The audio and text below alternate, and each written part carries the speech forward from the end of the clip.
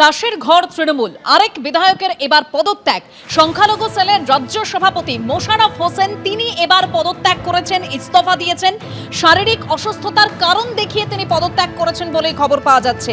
ইটাহারের তৃণমূল বিধায়ক মোশাররফ হোসেন, যিনি তৃণমূলের সংখ্যালঘু সেলের রাজ্য সভাপতি, সেই পদ থেকে এবার ইস্তফা দিলেন মোশাররফ হোসেন।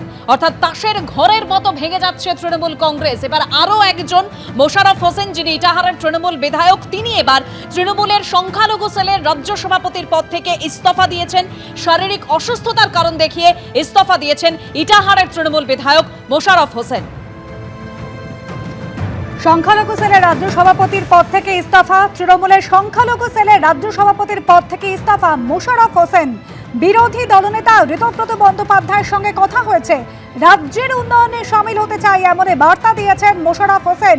ইটাহারের তৃণমূল বিধায়ক মোশাররফ হোসেন তিনি বলছেন, বিরোধী দলনেতা ঋতব্রত বন্দ্যোপাধ্যায়ের সঙ্গে তার কথা হয়েছে, রাজ্যের উন্নয়নে সামিল হতে চাই বার্তা দিয়েছেন ইটাহারের তৃণমূল বিধায়ক এবং সংখ্যালঘু সেলের রাজ্য সভাপতি, যিনি ইস্তফা দিয়েছেন মোশাররফ হোসেন।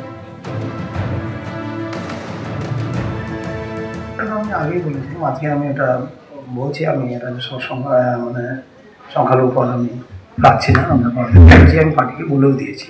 না, কারণ তো এক তো বর্তমান পরিস্থিতি একটু তো এইভাবে আছে, তারপরে আমার পক্ষেও অসুবিধা এই সময়, তখন অনেকগুলো সুযোগ সুবিধা ছিল পার্টি করার, ক্ষমতায় থাকি, বা এখন সমস্যাগুলো হচ্ছে, এখন বর্তমান পরিস্থিতি কর্মীদের সমস্যা হচ্ছে, আমরা ঠিক দাঁড়াতে পারছি না পাশে। দুই, যে সেহেতু পদ নিয়ে থেকে ভালো না দাঁড়াতে পারলে বর্তমান পরিস্থিতিতে ওদের থাকা না থাকা একই ব্যাপার।